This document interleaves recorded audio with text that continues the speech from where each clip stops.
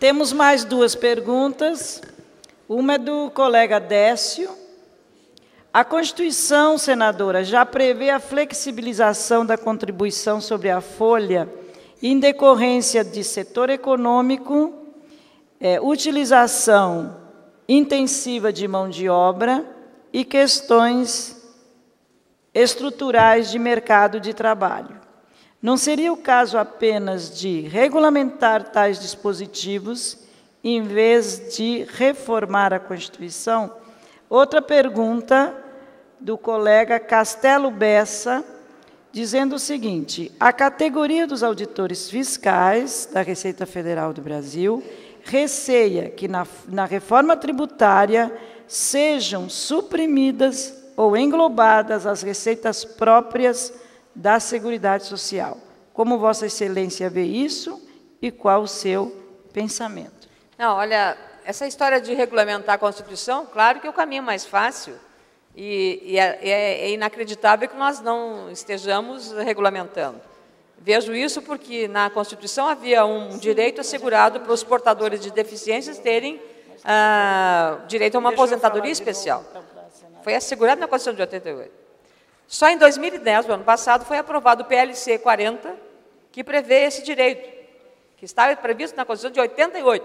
Então, em 2010, por conta das eleições, aí se lembraram de regulamentar esse direito. Então, eu tenho, assim, às vezes, um pouco de receio de você, em cima de um clima de interesse eleitoral, não, é legítimo, não tem nenhum problema, pode fazer, a aprovar. Eu pedi urgência para essa matéria, que estava no Senado. Ela foi aprovada por unanimidade na Câmara Federal, pedi urgência. Quando eu pedi urgência no Senado, é de um deputado Leonardo Matos, do Partido Verde de Minas Gerais. Parece que ele é até cadeirante, esse deputado. Eu pedi urgência porque eu acho que nós temos que, tudo que tiver lá, você tem que dar celeridade para dizer sim ou não, se pode ou não. E não que as pessoas vão lá com deficiência de locomoção, gastando dinheiro para que aquele direito que está lá previsto na Constituição seja implementado e regulamentado. Quando eu fiz o pedido de urgência na matéria, eu recebi um telefonema do ministro da Previdência: senadora, olha, esse assunto e tal é muito complicado, porque isso tem um impacto sobre as contas da Previdência. Claro que eu sei que é impacto, porque isso é uma despesa, é um gasto que ela vai ter para pagar aquele direito que foi assegurado lá em 88. Agora, você não pode ficar, digamos, brincando com a sociedade dessa maneira. Você vai ter que dizer a verdade. Pode ou não pode dar. Ou, podendo dar, como vai dar e quando vai dar. Acho que a regra tem que ser essa, de responsabilidade. Eu disse, ministro, eu retiro a urgência na condição de que o governo, o seu Ministério da Previdência, mande para o Senado o que o Ministério pretende e vai fazer. Eu acho que uma atitude de um parlamentar deve ser este. E foi isso que foi feito. Aí eles acordaram e mandaram para a Comissão de Assuntos Econômicos do Senado uma proposta para tratar desse assunto. Então, vejam só, mas é uma provocação que foi feita. Então, nós estamos tratando as questões de agilizar essas questões, de regulamentar a Constituição sobre os direitos da Previdência de setores que são altamente empregadores de mão de obra. Concordo plenamente. É muito mais fácil e rápido, porque já está previsto na Constituição, regulamentar o que está lá. Não tem que fazer, até porque para aprovar uma PEC hoje, são quórum qualificado, 2 votações nas 2 casas. Então, é muito difícil. Então, é claro que é muito melhor fazer isso. É muito mais fácil. E a questão do carroceiro, que ela falou, carregando lixo... É o catador de lixo. É, do carregador de lixo. Eu penso que essas questões, como aquele catador de papel, você tem no Brasil um país que tem uma, digamos assim, é um empreendedor que, ao seu modo, faz.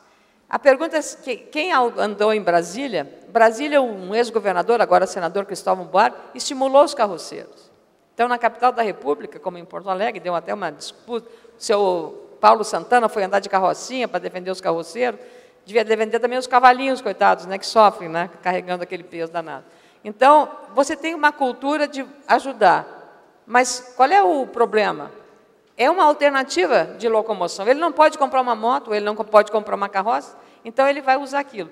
evidente que o Brasil já teria tido, já poderia e já deveria ter criado um veículo leve. Nós temos engenharia, temos tudo, as prefeituras, fazer consórcios, criar uma condição de um veículo leve, não poluidor, podia ser até elétrico, para transportar esse lixo coletado ou essa quinquilharia, né, a reciclagem das latinhas, das latas, dos plásticos, de tudo, que é um belíssimo serviço da reciclagem. Está limpando o ambiente e está ajudando. E, socialmente, ele está tendo uma renda garantida. A reciclagem no Brasil não é para a questão ambiental, é a questão social do bolso dessas pessoas. Então, o trabalho deles devia ser valorizado, e é uma pena. Eu acho que está faltando, gente, muito esforço dos nossos gestores em criatividade, em talento, porque tem muitas soluções que elas são tão óbvias, mas aquela velha história.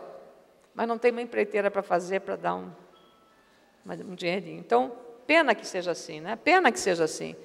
Nós temos que estimular isto, de fazer soluções que atendam os dois lados. Nessa questão do carroceiro, e ainda vem assim, ali, e aí criticam os senadores, que vão receber um iPhone. Diz, olha, o iPhone na minha mão é um presente de grego, porque você trabalha muito mais, porque você tem internet ali. Hoje você anda em Brasília e em Porto Alegre, ali está assim, faça o frete, celular número tal. Foi uma coisa fantástica a democratização, porque aqui em Porto Alegre, não sei se nas outras cidades brasileiras, você, para comprar um telefone, há 10, 15 anos atrás, você tinha que ficar numa fila e usar pistolão. Você tinha que falar com um deputado, amigo do governador, da companhia de telefonia, para conseguir o telefone. E pagava uma banana. Hoje você, por 10 pila, vai lá, pega um aparelho e sai de lá já falando com ou pré-pago, ou pós-pago, um monte de coisa. Não, nem discuto a qualidade do serviço. Estou só falando sobre a disponibilização e a democratização de acesso a esse serviço de comunicação. Então, o carroceiro põe lá o celular dele. Ou então, bota, num português bem arrevezado, às vezes, né? Faço não sei o quê, conserto panela. Número do celular dele. João, celular número tal. É um instrumento de trabalho. Então, nós temos que... O nosso olhar, às vezes, é preconceituoso. Mas vá lá perguntar para ele se ele gosta de fazer aquilo. Cara, adoro, sei fazer isso, eu gosto. Está aqui, do lado do cavalo. Então, a gente tem que também interpretar a coisa do ponto de vista sociológico, do ponto de vista antropológico, do desejo da pessoa. Hoje vi um belo depoimento de um gari, e eu fiquei sabendo hoje. Sabe por que é gari? Hã? Não, por que essa palavra é gari? Então eu vou ensinar. Oh, legal, eu aprendi hoje, no Bom Dia. Isso. No Bom Dia eu vi, gari é um francês cujo sobrenome era Gary, né? Gary, e foi o primeiro trabalhador que teve carteira assinada, que era um limpador de rua. Então, foram fazer a pesquisa, e esse rapaz, que se chama Alexandre, em Caxias do Sul, tem muitos casos desses no Rio de Janeiro, a gente vê, especialmente no Carnaval, mostram eles, né, um lá dançando. Esse moço, Alexandre, está no último ano de Direito na Universidade em Caxias do Sul. É um gari. E aí, nas horas vagas, como eles têm uma carga de trabalho de 6 horas, Assunta, esse rapaz, além do direito, que ele está no último ano, ele está estudando francês. Até em homenagem... E aí a repórter entrevistou o gari, né? E eu fiquei encantada de ver, primeiro, o português dele, o orgulho com que ele disse. É uma atividade como qualquer outra, então a gente está fazendo isso, tá? É difícil, porque, né, você tem que carregar peso, esse material. Aí um repórter lá em Pelotas foi mostrar. Às vezes a pessoa joga uma garrafa quebrada, é vidro, então se ele não está com luvas, ele se machuca, ou dá um produto que ele possa ser contaminado. Então eu fiquei assim encantada.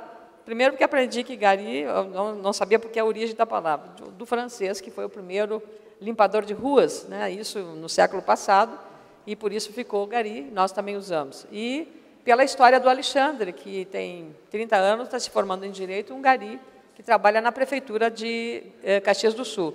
E lá os serviços também, você olha assim, todos uniformizados. Hoje as cidades maiores estão uniformizados, tratamento, 6 horas por dia é a carga horária.